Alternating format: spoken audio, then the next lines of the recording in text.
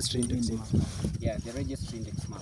So in a registry index map, we usually have the zoning or the district where that property is, a property or the land is. So you can see here it's Ruiru East Block 2, and this is Nyakinya. Also, we have what we call the sheet number. So you can see we have this is sheet 4, and also the tile number, or what we call the tile grid reference is 148/2/158. Also, on a registry index map, we usually have the grids, and the grids are what gives us the coordinates of where the parcel lies in terms of georeferencing.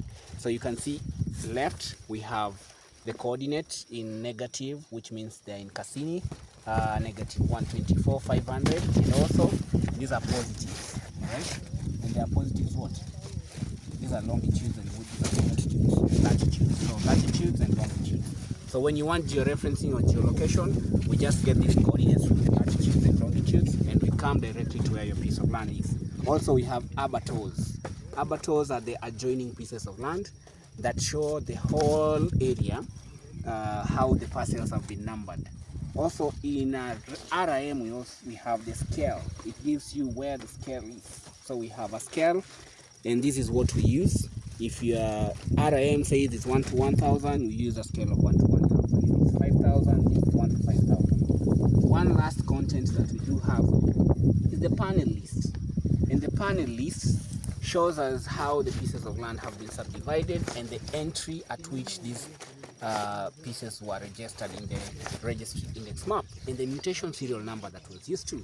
So we have the panel list, we have the zone or the district where the property is, we have the sheet number, we have the scale, and then we also have landmarks, land features. For instance, you can see we have a primary school here.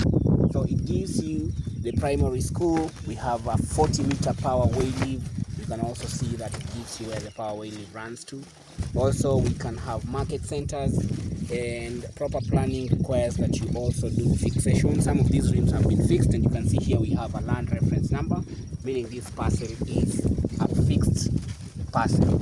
All right, you can convert RIM to a fixed parcel. So that's it for today. And one last thing before I forget, we also have insets. The inset means that this inset has been drawn to a different scale than the main piece of land or the mother title.